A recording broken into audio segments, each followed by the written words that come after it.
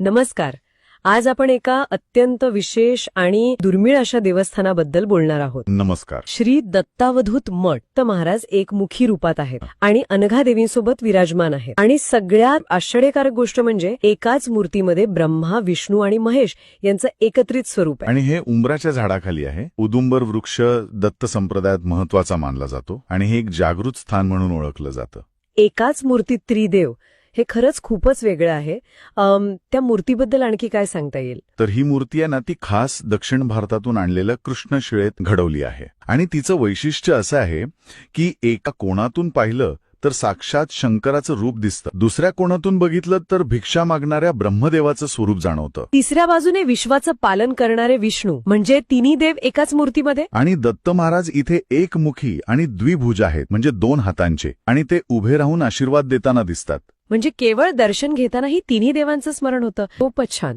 आणि त्यांच्यासोबत अनघा देवी पण आहेत. त्यांचं काय महत्व आहे इथे? अनघा देवींची मूर्ती सुद्धा त्रिदेवी स्वरूप आहे. म्हणजे त्यात पार्वती, महासरस्वती आणि महालक्ष्मी या तिन्ही देवींचं अस्तित्व मानलं जातं. त्यामुळे काही जण या एकत्रित रूपाला साक्षात परमाया आणि परब्रह्म नारायणाचं प्रतीकच मानतात. या स्थानाबद्दल महत्वाची गोष्ट पण सांगितली जाते की इथे केलेला नमस्कार थेट आपल्या कुलदेवतेपर्यंत पोहोचतो आणि पितरही प्रसन्न होत. या स्थानाच्या महात्म्यात असं वर्णन आहे की इथे जर उपासना केली तर ती फक्त दत्त महाराजांनाच नाही पोहोचत, तर त्या उपासना करणाऱ्या व्यक्तीच्या कुळातील देवतेला, म्हणजे कुलदेवतेला, आणि त्यांच्या सर्व पितरांना, म्हणजे पूर्वजांना सुद्धा पोचती. हे भारतातलं एकमेव असं स्थान आहे जिथे असा आशीर्वाद मिळतो. एकाच ठिकाणच्या प्रार्थनेने इतका मोठा व्यापक परिणाम. तिथे पादुकांचा पण उल्लेख आहे ना? श्री दत्तावधूत पादुका त्या 52 दलांमध्ये आहेत, म्हणजे पाकळ्यांसारख्या रचनेत, आणि शिवलिंगाच्या रूपात त्या घडवल्या आहेत. पादुकांना आपण देवत्वाचं प्रतीक मानतोच, आणि इथे तर साक्षात दत्तात्रयांचा वास असल्याचा विश्वास आहे. त्यामुळे या पादुकांच्या दर्शनाने भक्तांच्या अडचणी दूर होतात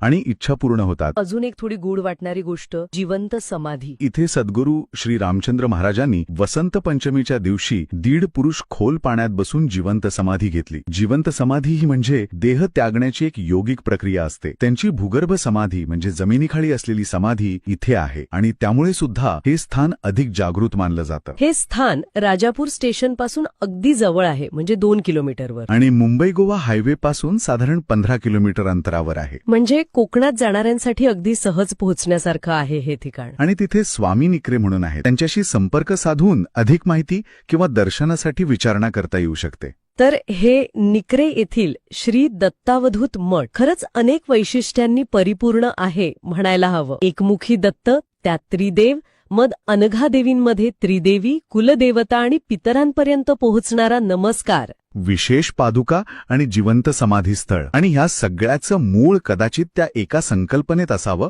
की एका ठिकाणची उपासना फक्त स्वतःपुरती मर्यादित न राहता ती संपूर्ण कुळाला आणि पूर्वजांना कशी जोडू शकते. तो उपासनेतून अडचणी दूर होतात. या सगळ्या माहितीनंतर एक विचार मनात येतो की श्रद्धा आणि उपासना यांचं स्वरूप किती व्यापक असू शकतं.